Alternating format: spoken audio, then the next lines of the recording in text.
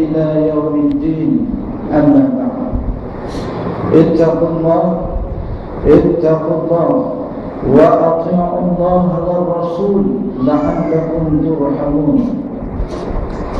Yang bahagia Tuan Imam, yang bahagia Tuan Pengusi Surau, seterusnya barisan jatan kuasa muslimin muslimat yang berkata Allah sekalian. Qala Rasulullah sallallahu alaihi wasallam, man fariha bi dukhuli Ramadan harrama Allah jasadahu ala niran atau kama qala. Telah bersabda baginda sallallahu alaihi wasallam, sesiapa yang gembira, sesiapa yang suka dengan kedatangan bulan Ramadan, maka Allah Subhanahu wa taala mengharamkan jasadnya daripada disentuh oleh api neraka. Muslimin muslimat dan Allah sekalian, jelas dalam hadis tersebut dinyatakan bahawa siapa yang suka, siapa yang seronok datang ya bulan Ramadan, maka Allah SWT mengharamkan jasadnya disentuh oleh api neraka. Mudah-mudahan kita termasuk di dalam golongan itu yang suka, yang seronok, kerana dirakamkan dalam hadis lain tentang bulan Ramadan ini. Idza jaa Ramadan futihat abwaabur rahmah. Apabila tibanya bulan Ramadan, maka dibuka pintu-pintu rahmat. Bukan satu pintu, tetapi pintu-pintu rahmat. Ulama muhaddisin menterjemahkan abwaabur rahmah itu ialah syurga. Karena syurga itu ada 8 pintu. Kalau kita nak beramal sekadar sahaja, maka barangkali pintu yang pertama, pintu yang kedua, yang ketiga dan seterusnya. Ada banyak pintu, sehingga 8 pintu. Muslimin muslimat adalah maksudnya. Jadi amat beruntung kita mengambil peluang kedatangan Ramadan ini dengan pengisian untuk memaksimalkan amal ibadah kita, untuk mendekatkan diri kita kepada Allah Subhanahu wa taala.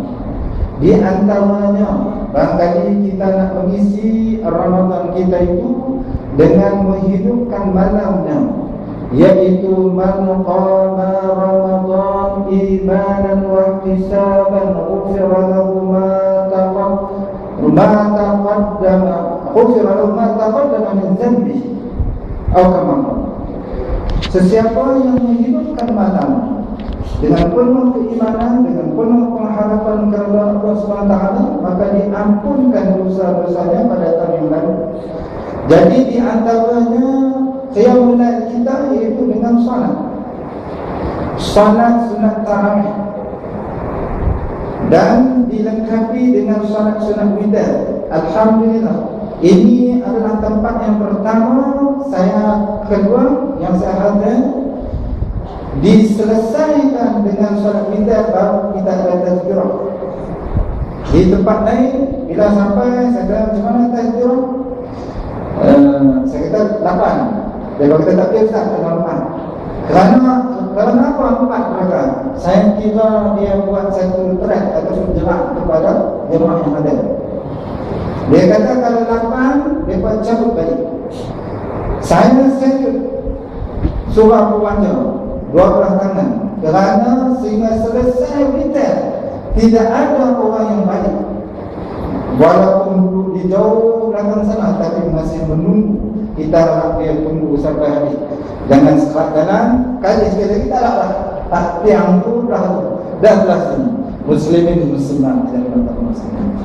Bila saya nak datang ke sini, sebenarnya bukan sekali kita datang di sini, dan kita ramai datang jenuh berfikir apa benda nak beri santapan rohani kepada jemaah yang hadir, berfikir. Dan saya kira jemaah yang hadir pun berfikir apa benda yang sampai ini. Sama-sama kita lawan fikir. Dan akhirnya saya mencari satu tajuk bagi mudah kita faham yang kita sedang beramal, cuma kita nak menghayati dan memahami apa yang kita sedang buat. Kerana ada satu kes yang berlaku di satu tempat, diberitahu kepada saya, dia pergi di satu kedai Cina, kemudian dia beli barang. Bila dia beli barang, ada balance lebih kurang 3 kupang. Jadi cashier tu ialah amal. Jadi dia ni Muslim, pakai kupiah, pakai sebab, pakai jubah. Apabila balance 3 kupang, amal yang tak beri duit direct kepada dia, letak di atas meja. Jadi dia tanya amal apa saya letak tadi. Amal itu senyum. Mungkin dia tak ada jawapan. Tanya mak dia pula, apa saya letak di atas meja, tak bagi pada dia. Muslimin muslimat dan muslimin, rupa-rupanya kita dapat buat kesimpulan, rupa-rupanya orang yang bukan Islam pun cuba telah memahami dan menghayati hukum syarak. Jadi bila dia tengok pakai serban, pakai kubah, maka dia kira tak patut dia beri duit pada tapak tangan si lelaki ni, barangkali tersentuh kulit dia. Soal hukum dia haram kata haram saya tak tahu, tapi yang pastinya dia sudah beramal dengan hukum syarak. Bagaimana dengan kita? Bagaimana dengan kita? Kita ni ramai di antara kita Islam nama, tapi dari segi amalan dengan ilmu yang kita ada, kita boleh cari masuk dalam berita diperoleh, kita sebut diperoleh, dia berubah suai van. Kemudian dalam van tu macam-macam lauk ada, nasi ada, asalnya ditangkap oleh pihak penguasa diperoleh. Itu masuk dalam TV. Kalau nak banding dengan saya boleh cerita Cina tadi ni, yang bukan Islam, tetapi barangkali dia punya frekuensi dia ataupun roh Islam tu sampai dekat dia. Kerana kedai dia berdekatan dengan sebuah masjid. Saya kira masjid itulah tempat khutbah Jumaat, masjid itulah tempat ceramah asalnya sampai. Dan kita juga berharap yang harta ini telah sampai ke lubuk hatinya, dan yang tidak harta kita harap juga sampai roh suara yang kita bacakan ini. Muslimin muslimat dan muslimin. Dan ada lagi satu kes, saya nak beri satu contoh sebagai suntikan semangat kepada muslimin muslimat sekalian. Yang ni saya jumpa sendiri. Toke Cina ni buka kedai di dekat Tesco, kedai elektrik. Jadi saya order lampu, dia pergi hantar lampu di rumah saya. Kemudian dia tanya dalam buku apa itu, tanyalah tentang pegangan agama. Dia kata orang Cina, orang bisnes, orang korporat, orang kaya, dia tidak suka pergi ke temple ataupun tokoh. Tetapi untuk donation tidak ada masalah sama sekali. Jadi saya amat kagum. Dan saya tanya dia sebab apa bila sumbangan donation itu boleh beri. Dia kata kita percaya kepada konsep, bila kita keluar duit dia akan datang lagi banyak. Konsep itu sebenarnya di dalam agama kita. Apabila kita keluar satu sumbangan, baik dalam bentuk kewangan, dalam bentuk tenaga dan sebagainya, terutamanya bulan Ramadan ini amat betul sekali kita kena ringan tulang. Sama ada kita dengan Allah Ta'ala, kita dengan ahli keluarga, kita dengan jiran dan sebagainya. Termasuklah kita solat sunat tarawih ni. Kalau dia ikut siapa membuat, siapa pun tak suruh, tetapi dengan keikhlasan, dengan keimanan, dengan penuh mengharapkan keridhaan Allah, mudah-mudahan kita mendapat pengampunan Allah Subhanahu Wa Taala dosa yang lain. Itu pun dosa yang kecil. Dosa yang kecil gugur. Tapi dosa yang besar jadi ikut kecil.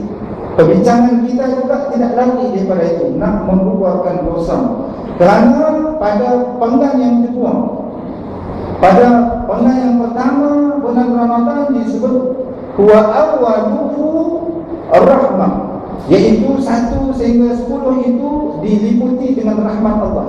Bila masuk wa awsatuhu maghfirah, masuk pada 11 sehingga 19 ataupun 20 Ramadan itu dalam tempoh pengampunan Allah Subhanahu wa taala. Dan masuk pangkat yang ketiga itu ialah tempoh pembebasan daripada api neraka. Mudah-mudahan kita termasuk orang yang mendapat rahmat Allah.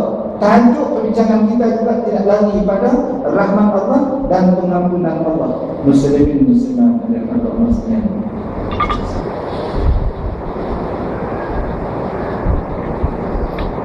Jadi kita seringkali dengan khutbah Jumaat, bila selesai khutbah Jumaat, ditanya khutbah tadi kata apa? Tak tahu. Pasal apa? Dia dengar tiga khutbah. Jadi saya nak tajuk yang saya nak bincang ini tak ada seorang pun terlepas. Maksud saya, dia faham tajuk ni dan balik di rumah kan jumpa semalam apa dia tadi kan, dia boleh beritahu tajuk itu dan dia boleh bersyarah lagi. Muslimin muslimat, tajuk dia adalah tahiyyah, yakni penghormatan dan juga berjabat tangan, syi'an. Tajuk tu lah. Kalau main tajuk tu penat dia dengan tajuk tu. Tajuk beri salam dan juga syi'an, kerana ada kelebihan di dalam Islam. A'udzubillahi minasyaitonir rajim. Bismillahirrahmanirrahim. Wa idza huyyitum bi tahiyyatin fahayyu bi ahsana minha aw rudduha. Innallaha kana 'ala kulli syai'in hasiba. Shadaqallahul 'azim. Surah An-Nisa ayat 86. Sila rujuk pada Surah An-Nisa ayat 86. Surah An-Nisa ayat 86. Muslimin muslimat yang dirahmati Allah sekalian, dirakamkan dalam Surah An-Nisa ayat 86 itu. Dan apabila kamu diberi penghormatan dengan satu penghormatan, yakni penghormatan itu ialah berbalik kepada ucapan salam. Maknanya bila diberi penghormatan itu, Assalamualaikum, itulah penghormatannya. Maka fahayyu bi ahsana minha, maka balas pada penghormatan itu dengan yang lebih baik daripada yang kamu terima. Awrudduha, ataupun balas bagi sama. Kalau contohnya orang beri sepinggan cucuk kodok, balas balik satu koyuk, satu bagi cucuk kodok, maknanya itu ibarat. Ataupun dia tu pun beri sepinggan cucuk kodok, balas balik sepinggan cucuk kodok, itu ibarat. Muslimin muslimat yang dirahmati Allah sekalian, innallaha kana 'ala kulli syai'in hasiba. Sesungguhnya Allah adalah menghitung segala sesuatu. Maknanya apa yang kita buat, perbincangan pada ayat itu ialah dengan penghormatan. Yang kita terima penghormatan itu kita balas, rupanya diambil kira. Sebab itu dalam satu kes, di dalam satu majlis hadir seorang pemuda dan dia memberi salam, Assalamualaikum. Maka baginda menjawab salam, baginda menyatakan 10. Kemudian datang yang kedua, Assalamualaikum warahmatullahi. Baginda menjawab dan baginda menyatakan 20. Orang yang ketiga datang, Assalamualaikum warahmatullahi wabarakatuh. Baginda menjawab, seterusnya menyatakan 30. Selepas itu para sahabat bertanya, apakah benar 10, 20, 30? Rupanya apabila kita merakamkan Assalamualaikum, maka mendapat ganjaran 10 ganjaran pahala. Tambah warahmatullah, maka dapat 20 ganjaran pahala. Apabila tambah lagi sampai warahmatullahi wabarakatuh, mendapat 30 ganjaran pahala. Ada hadis lain sehingga 40 dan 50. Sebab itu bila kita terima ucapan salam Assalamualaikum, maka kita nak jawab fahayyu bi ahsana minha, lebih baik daripada itu, yaitu wa'alaikumussalam warahmatullah. Kamu sekiranya diberi salam kepada kita, Assalamualaikum warahmatullah, kita nak lebih wa'alaikumussalam warahmatullahi wabarakatuh. Sekiranya diberi salam kepada kita, Assalamualaikum warahmatullahi wabarakatuh, maka kita nak lebih daripada itu, maka jawab wa'alaikumussalam warahmatullahi wabarakatuh wa maghfiratuh. Selepas itu dapat 40. Kita nampak Kemudian apabila diberi salam, Assalamualaikum warahmatullahi wabarakatuh wa maghfiratuh, kita kena jawab lebih daripada itu, Waalaikumsalam warahmatullahi wabarakatuh wa maghfiratuh wa ridwanuh. Sekiranya diberi salam bagi Assalamualaikum warahmatullahi wabarakatuh wa maghfiratuh wa ridwanuh, kita nak jawab lebih daripada itu. Saya tak tahu jawapannya karena tidak jumpa hadisnya. Wallahu a'lam, tak terbaca. Sebab itu au-rudduha, tak terbaca. Muslimin muslimat. Jadi bagi kurang Assalamualaikum warahmatullahi wabarakatuh itu memang biasa. Cuma kita ada tambahan wa ridwanuhu wa maghfiratuhu wa ridwanuh, itu tambahannya. Sampai Assalamualaikum warahmatullahi wabarakatuh wa maghfiratuh wa ridwanuh pemilih. Jadi apa maksudnya? Kita rakamkan selamat sejahtera kepada kamu, mudah-mudahan dicurahkan rahmat, mendapat keberkatan, mendapat keampunan. Wa maghfiratuh, mendapat keampunan, orang yang termasuk yang diampun dosanya. Dan waridwanuh, orang yang segala amalan dia diterima oleh Allah Subhanahu wa taala. Itu yang kita baca doa, Allahumma inna nas'aluka ridha. Allahumma inna nas'aluka ridhaka wal jannah. Ya Allah, ya Tuhan kami, anugerahkanlah, kurnialah kepada kami keredaanmu. Redha apa? Puasa kita. Redha apa? Semayang kita, maknanya terima. Redha itu makna terima. Kita minta Allah Ta'ala terima semayang, amalan kita, segala-gala yang kita buat itu. Kita harap Allah terima. Wal jannah, dan kita juga layak untuk masuk surga karena futihat abwaabur rahmah, karena dibuka pintu-pintu surga apabila tibanya bulan Ramadan. Muslimin muslimat dan muslimat, di antara lain perbincangan kita tentang protokol di dalam majlis. Kalau di dalam syarak kita kadang-kadang terikat tentang protokol daripada entah daripada mana yang dibangun. Tapi bila kita lihat kepada keadaan yang berlaku di Mesir, kita kata di Mesir itu dipengaruhi oleh Yahudi ataupun dipengaruhi oleh US. Tenteranya, polisnya. Jadi bangkitlah rakyatnya yang telah membuat satu keputusan untuk membina satu kerajaan secara demokrasi, cara negara yang sebenar. Tapi oleh kerana hasutan daripada US ataupun hasutan daripada Yahudi, daripada Israel, maka kesannya kita melihat hari ini. Jadi kita nampak bagaimana pengaruh kita. Itu pengaruh tentera dan polis dipengaruhi oleh US. Protokol di dalam Islam disebut dengan As-salamu qabla al-kalam. As-salamu qabla al-kalam, maksudnya ialah ucap salam sebelum bercakap ataupun berucap. Di mana kita nak melihat satu contoh itu, iaitu pada ketika penyampaian khutbah Jumaat, khutbah lain dan sebagainya. Apa yang pertama sekali, apabila khatib naik ke mimbar, maka dia menafas Assalamualaikum warahmatullahi. Lepas itu barulah dia cukup berucap Alhamdulillah dan sebagainya. Dalam masyarakat kita, selepas bagi salam tu, dia dulu lawan azan. Lepas lawan azan, dia tulislah Alhamdulillah dan seterusnya. Cuma itu pun ada tempat yang tanya, macam mana Ustaz? Mula-mula khatib tu dah ucap salam Assalamualaikum warahmatullahi. Lepas tu dah azan, lepas azan dia bangun, dia beri salam lagi sekali. Dia tanya macam mana? Boleh pakai khutbah ataupun tidak? Cuma protokol dia sudah memadai sekali kalau dua kali cukup baik. Muslimin muslimat.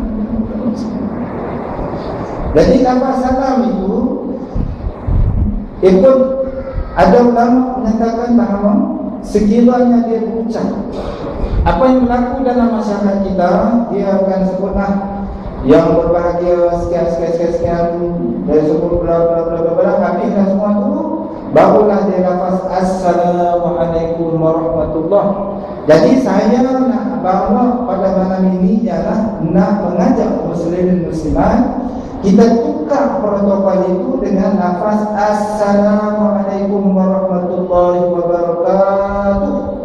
Letak yang tu nombor satu, barulah yang berbahagia dan sebagainya. Kalau kita nak cantik lagi, selesai saja Assalamualaikum warahmatullahi, puji dulu, hamdalah, alhamdulillah, bla bla bla, barulah yang bahagia dan sebagainya. Tapi dalam masyarakat kita dah tukar protokol itu. Itu juga protokol yang ketika kita dalam majlis pertunangan dan sebagainya, begitu cara buka dia. Dengan pergi sana, kemudian ucap alhamdulillah dan sebagainya, barulah kita ucap kata saya ni wakil daripada mana dan sebagainya. Untuk dalam kes pergi meminang ataupun kita di pihak yang menunggu orang yang datang, mungkin ada di antara kita, ataupun kita tak dapat lari. Hari ini rambut kita hitam, besok gigi kita buruk, kita jadi orang tua, di mana kita nak belajar? Jangan sudah jadi jamu yang putih, baru yang putih, bila mengat ajak pergi berminang, masa itu baru lawan orang cakap kita. Jadi yang semula tak jadi macam cerita Abang Piramli pula. Payah nak cerita, cerita pendek je. Muslimin muslimat adalah muslimin.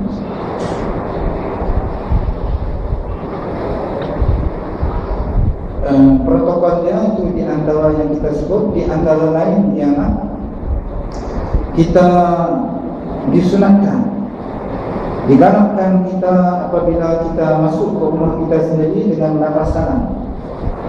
Sekiranya tidak ada orang yang menjawab salam kita, malaikat akan menjawab salam kita. Beruntunglah kalau setiap kali kita beri salam yang menjawab ialah malaikat. Cuma kita tak dengar sebab malaikat tu duduk alam lain, kita duduk di lain, cakap tak boleh. Cuma kita lafaz, kita percayalah dalam hadis Nabi Muhammad SAW, bila kita sebut salam, yang akan menjawab salam kita ialah malaikat, sekiranya tidak ada orang yang menjawab. Jadi salam itu satu kurang.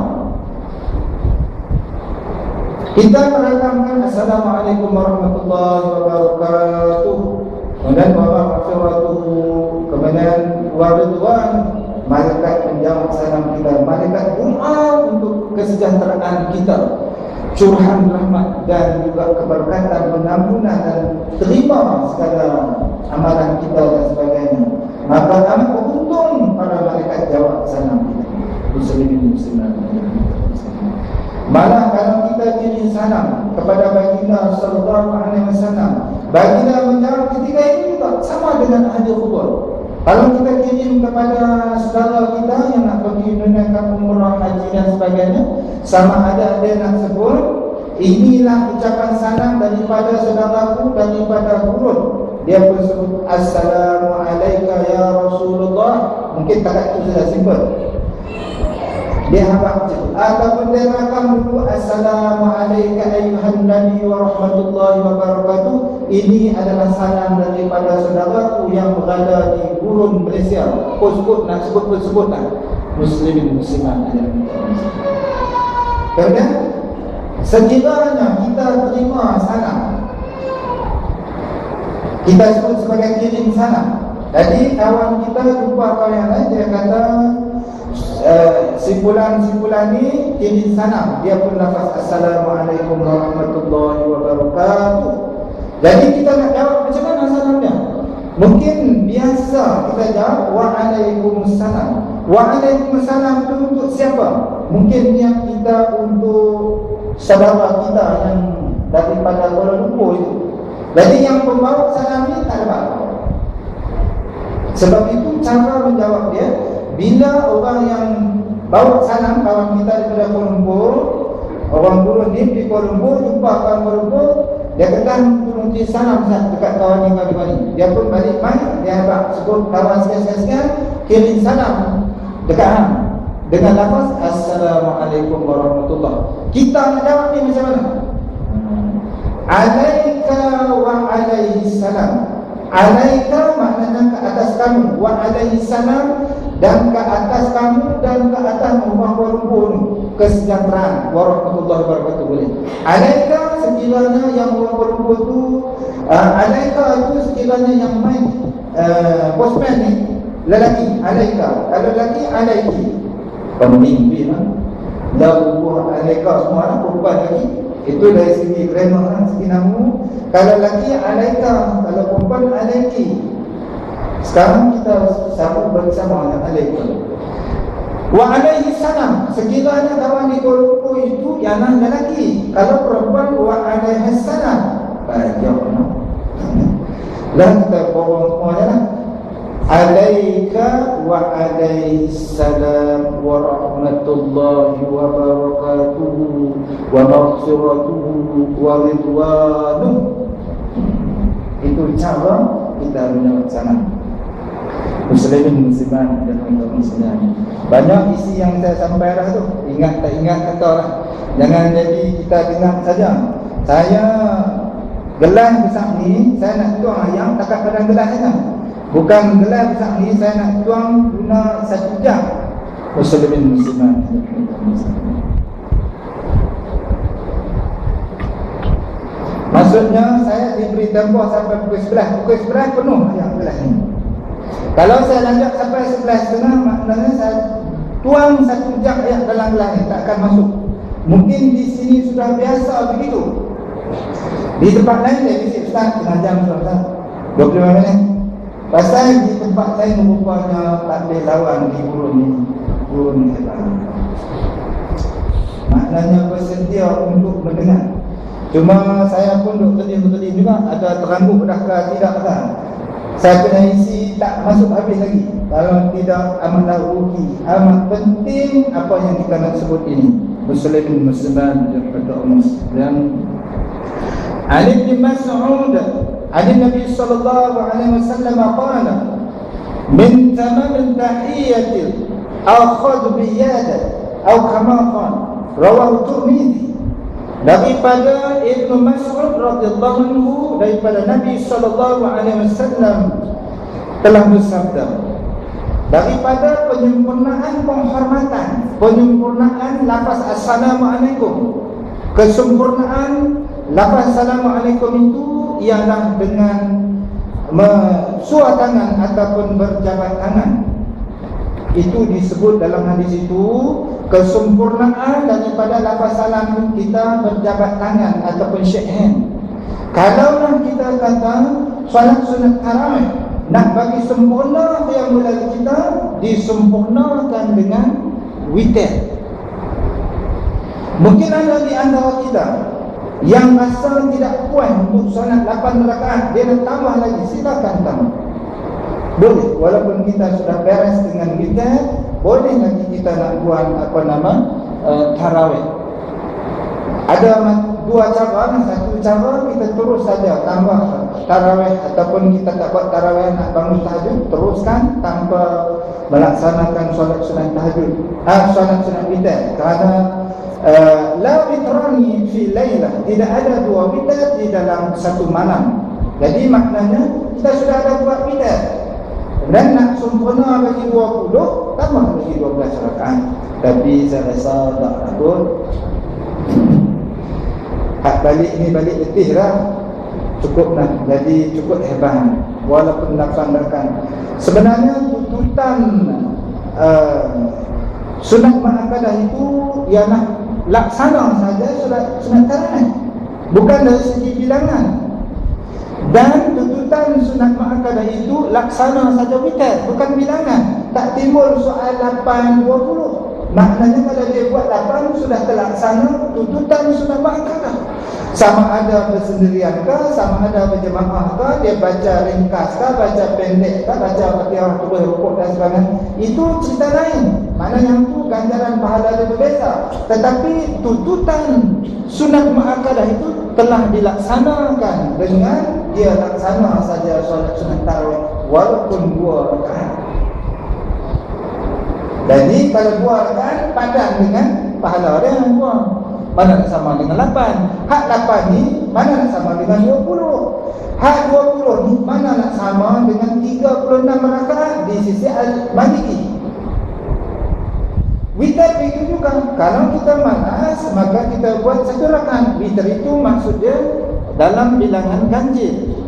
Kalau kita suka lagi, karena suka kedatangan Ramadan, tambah bagi jadi 3 rakaat. Itu baik. Nak baik lagi, tambah bagi jadi 5. Kalau rasa seronok lagi pasal Ramadan ni, tambah jadi 7. Lagi seronok, bagi jadi 9. Lagi seronok, lagi jadi 11 rakaat witir. Itu maksimum. Lebih pada itu, yang tu kena pergi report kepada pihak kuasa. Tak tahu dia ambil mana. Wallahi, di sisi Syafi'i, maksimum dia adalah 11 witir. Dan dituntut, sunat muakkadah sangat dituntut berjamaah hanya dalam bulan Ramadan sahaja. Witir berjamaah hanya bulan Ramadan. Sebab itu kita ambil peluang untuk siap-siap habis. Balik tu lena. Kalau kita tangguh, kalau macam di Mekah, di Madinah, dia tangguh witir tengah malam. Tapi di sana semua orang bersedia untuk berhadapan. Tu sebab tu bila dia kata bila pergi ke Mekah, dia buat umrah, hak yang kata tak larat, dia boleh jadi larat, boleh berjalan 700 meter sampai 1 kilometer pun boleh berjalan. Tapi kalau di sini, saya ingat 500 meter pun dah jauh pun nak mampu je lah. Di sana kenapa? Kerana hati dia tu bersedia untuk pergi solat. Sembahyang Jumaat dia tu pun 2 jam sebelum masuk waktu Jumaat. Di tempat kita dah baca khutbah boleh tu. Ya. Kerana apa? Kerana dia bersedia. Maknanya kita kena tukar, buat satu persediaan untuk memperhambakan diri kepada Allah Subhanahu Wa Taala bersempurna dengan kedatangan bulan Ramadan. Muslimin muslimat dan umat Islam.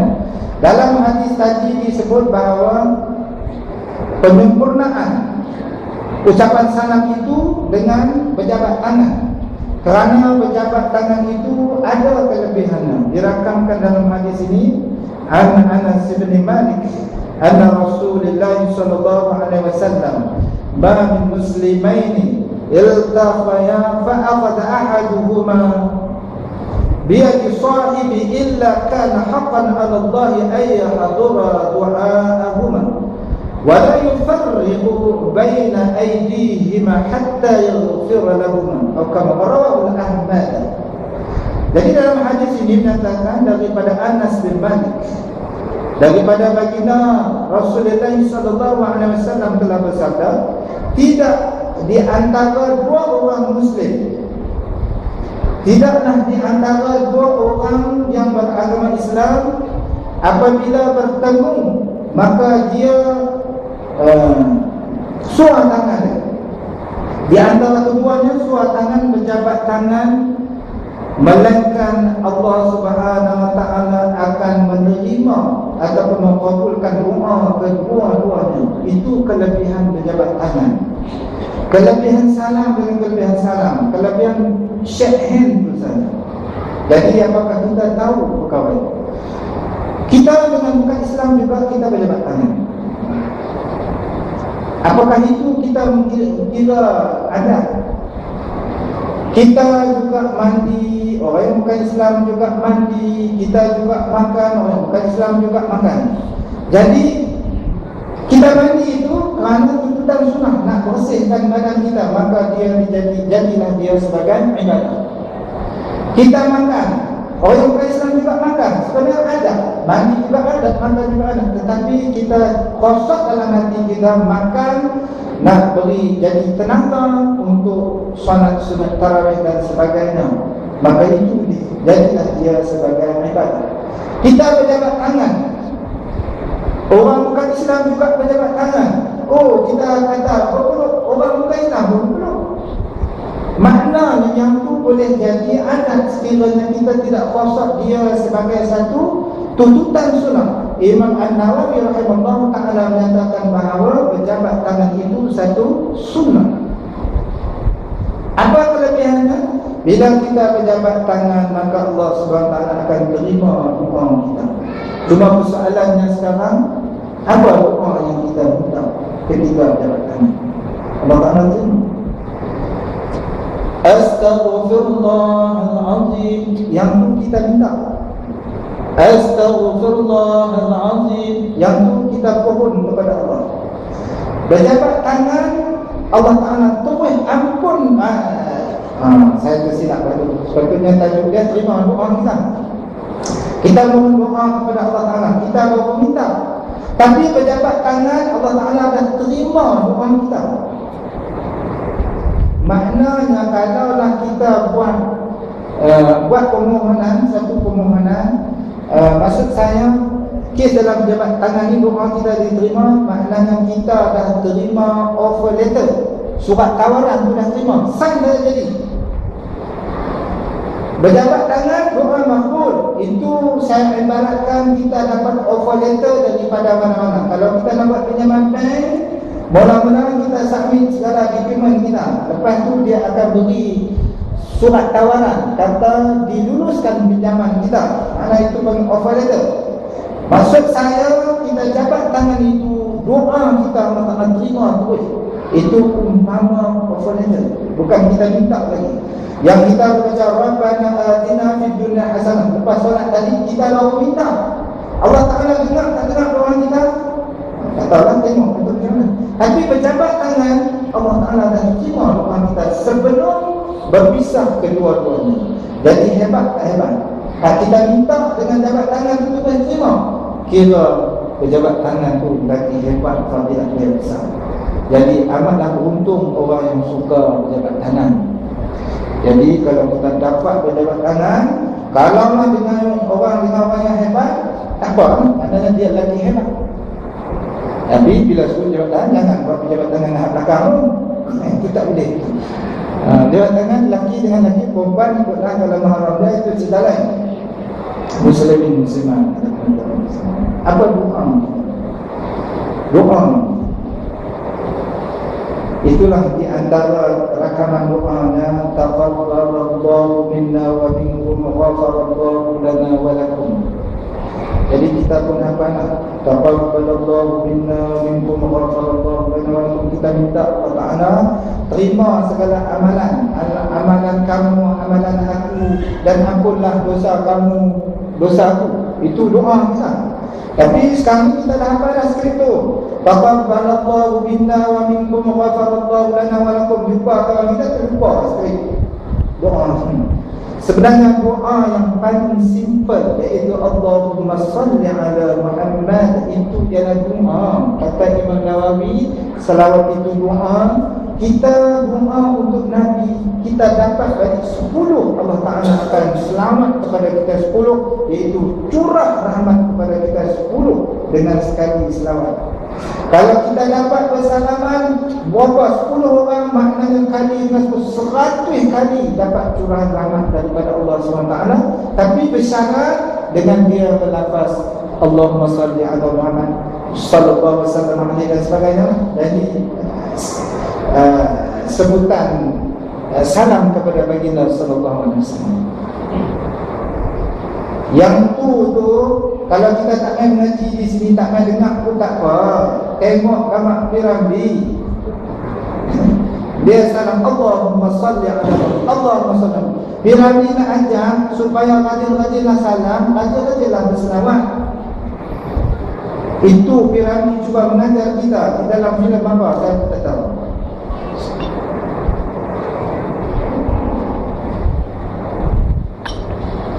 Seterusnya disebut doa kita dengan selawat. Kita salam untuk Nabi, maka Allah SWT akan curahkan rahmat dan ampunkan dosa kita. Disebut dalam seterusnya dalam hadis ni, wala yufarriqu baina aydihima hatta yaghfira lahum. Jadi sebelum berpisah Allah SWT dah ampun dosa kita.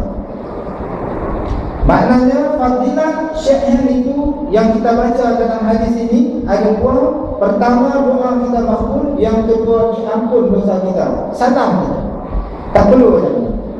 Salam saja kita sebut Allahumma salli ala Muhammad. Kawan pun jawab Allahumma salli ala Muhammad. Satu doa kita, Allah Ta'ala curah rahmat kepada kita. Yang kedua, Allah Ta'ala ampun dosa kita. Tapi dosa itu dosa kecil.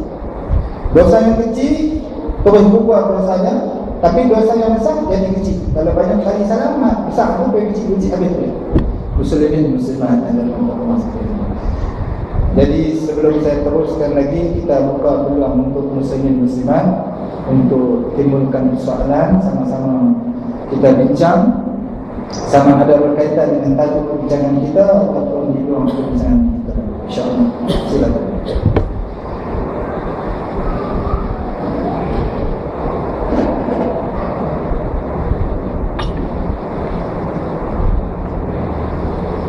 Yang ni yang jadi masalah ni.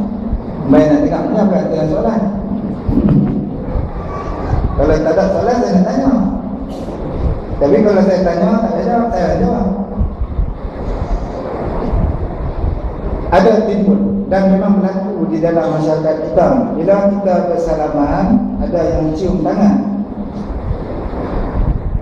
Ikut Imam Nawawi, cium tangan bagi orang yang ada kelebihan tentang akhirat. Orang yang ada kelebihan tentang akhirat, para ilmuwan agama, itu bab akhirat kan. Yang kita sembahyang, kita baca Quran tu semua bangku akhirat tu. Kita sembahyang tadi ni semua bangku akhirat. Hari ni tak ada apa. Tapi kalau kita nak melihat dari segi kajian ahli perubatan saintifik, dia kata ada kelebihannya. Solat itu menyehatkan tubuh badan kita. Itu kajian ahli saintis. Wallah. Baik.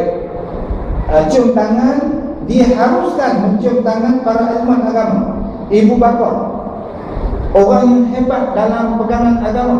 Orang itu diharuskan. Diharus maknanya bukan sunat, diharuskan maknanya dibolehkan.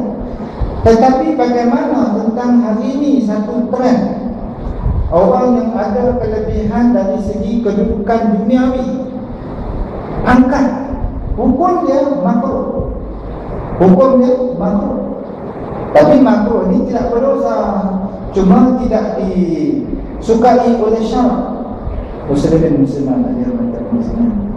Jadi kalau nak cium tangan sama ada ibu bapa yang, jadi nak salam sebelah kalau dan cari mana sebelah. Sebenarnya salam di sebelah kanan saja, bukan orang. Cuma dalam adat masyarakat kita, kalau sebelah kanan tu maknanya dia kurang padat. Dalam kaedah fiqh al-adah muhakkam, makna adat itu sekiranya tidak bercanggah dengan hukum syarak, maka diterima pakai. Asalnya salam di sebelah kanan saja, bukan orang. Salam asal dia ialah sebelah kanan. Tapi saya anggaplah dalam masyarakat kita ni, kalau sebelah kanan je, dia rasa tak apa-apa, penghormatan dia kurang. Tapi asal dia salam ni ialah sebelah kanan saja. Jadi tak apalah kalau sebelah tangan tu okey, senang tu kita asal dia sebelah kanan.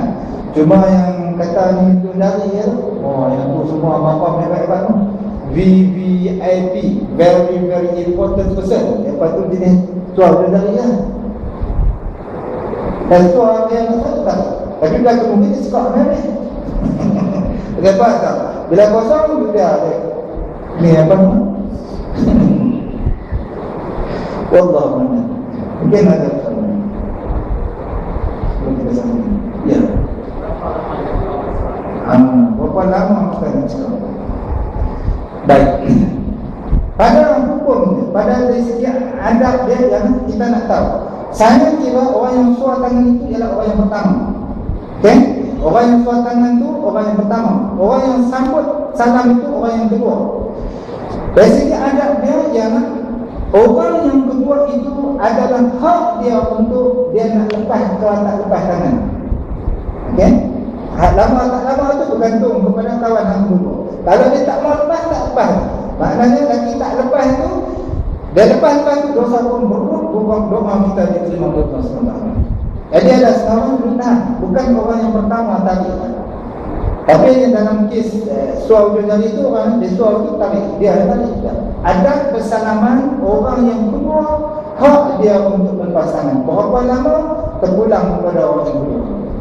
Kalau dia gayung punya geng gayung, mungkin dia cakap bila mau. Itu apa?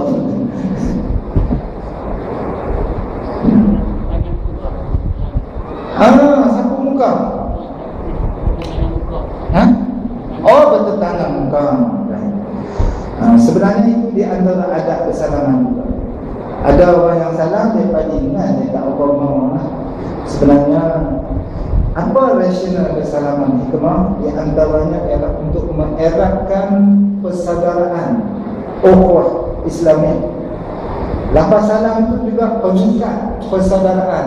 Kemudian pelengkap dia salam. Dan salam itu ialah mengikatkan silaturahim. Jadi sudah pasti dia pandang muka, kemudian dia senyum. Itu satu kes yang lain pula. Dia pandang muka, dia senyum, yang itu dapat pahala senyum pula. Niat pahala SYN cerita lain, pahala senyum pula. Kalau dia tarik muka, nak tampak muka lain. Jadi dari segi adab dia, kita kena tengok dan senyum.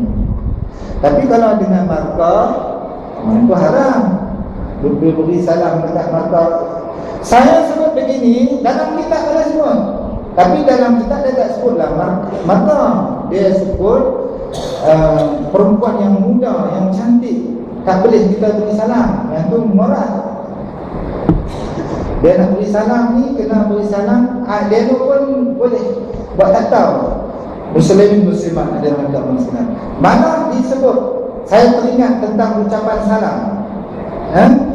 Saya nak balik kepada ucapan salam. Sekiranya orang berucap dulu, dia berucap, beri salam kemudian. Ada ulama menyatakan tidak perlu jawab salam dia. Sampai di situ. Sebab tu saya tekan protokol dia, beri salam dulu. Kalau dia bercakap bela-bela, Assalamualaikum warahmatullahi wabarakatuh, ulama menyatakan tidak perlu jawab salam kerana dia sudah hilang protokolnya. Wallahu. Yang kes tadi ini tengok muka. Itu ada.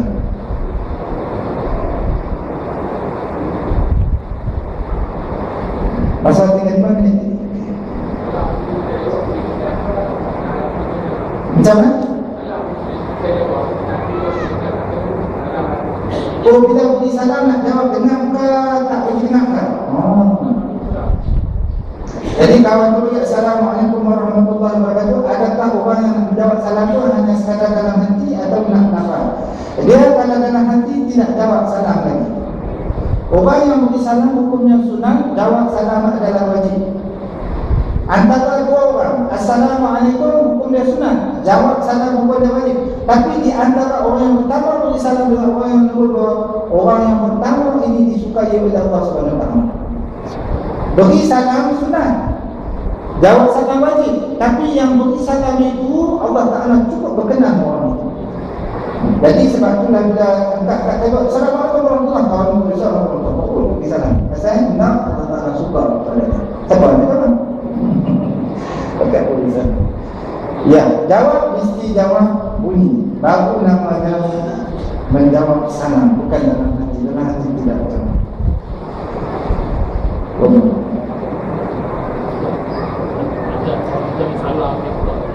Jalan? Lepas salam? Dia letak di dalam? Lepas salam, sentuh dada kita. Ataupun kita letak. Okey, yang itu juga satu adab di dalam masyarakat kita. Nak tunjuk kata kita menghormati, memulia saudara itu. Ya, tidak masalah. Tak ada masalah.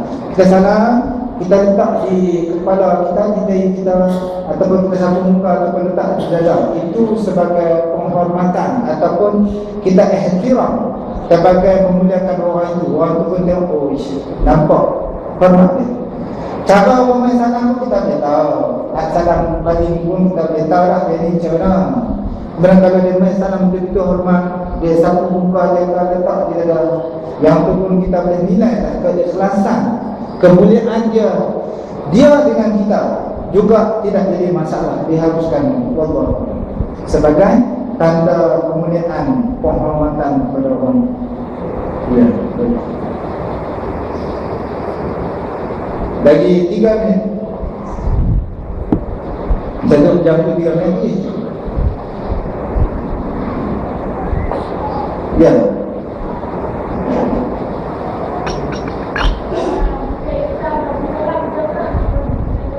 Orang bukan Islam bagi salam. Baik.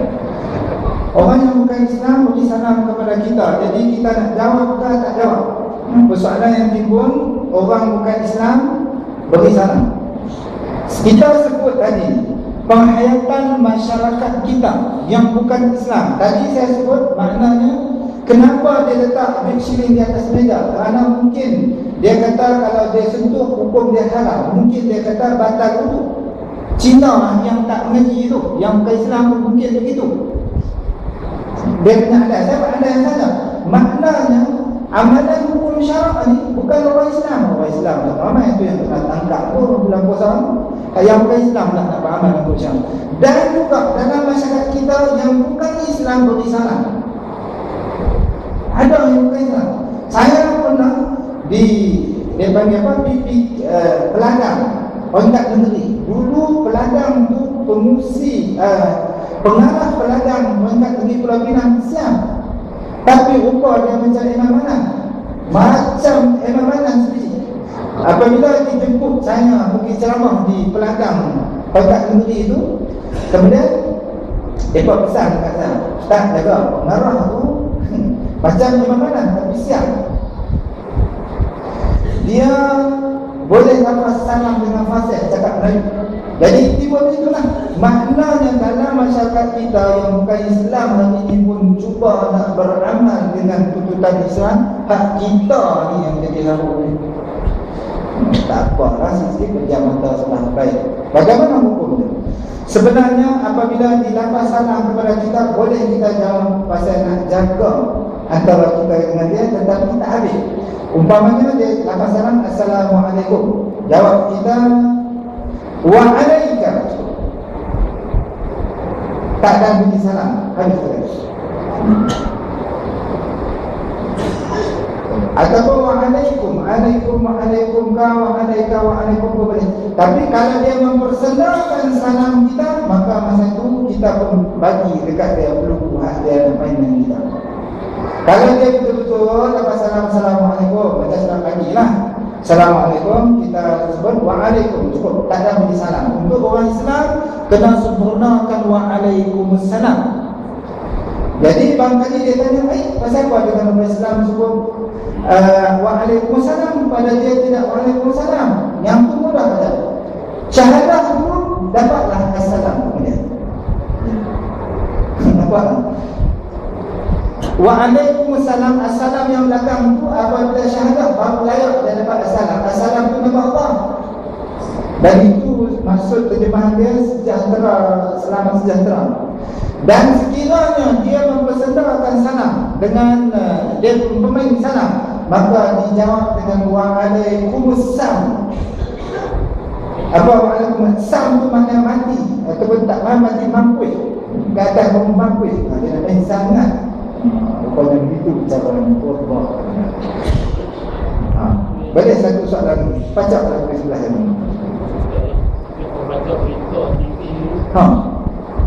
Baca berita TV, dia beri salam. Tentu kita nak jawab kan, tak jawab. Dia pada hukum sebenarnya apabila kita hadir di dalam, dia sebut majlis. Majlis ni maknanya kita jumpa secara berdekatan, maka salam dia masa itu hukum dia wajib. Bila dia boleh Assalamualaikum warahmatullahi wabarakatuh, salam satu Malaysia. Dia kata salam satu Malaysia kan, Malaysia dah jawab, satu Malaysia jawab, kita tak Malaysia kan. Itu cerita satu Malaysia bagi kita jawab kan. Baik. Apabila kita dah berdepan ni, dia ucap salam, masa tu hukum dia wajib. Tapi bila tidak direct, maknanya kita boleh jawab sebagai Waalaikumsalam sebab dia doa untuk kita. Kita doa untuk dia juga kesejahteraan. Mudah-mudahan ruh lafaz salam kita tu sampai ke dia. Wallahu a'lam. Tapi tak wajib kan? Jadi saya kira ada lagi tak? Sebab itu mudah-mudahan apa yang kita sampaikan ini kita faham dan kita beramal dengan apa yang kita sebut. Dan mudah-mudahan segala amalan puasa kita, ibadat kita, bacaan Quran kita, zikir kita diterima oleh Allah Subhanahu wa taala. Wabillahi taufiq wal hidayah. Wassalamualaikum warahmatullahi wabarakatuh.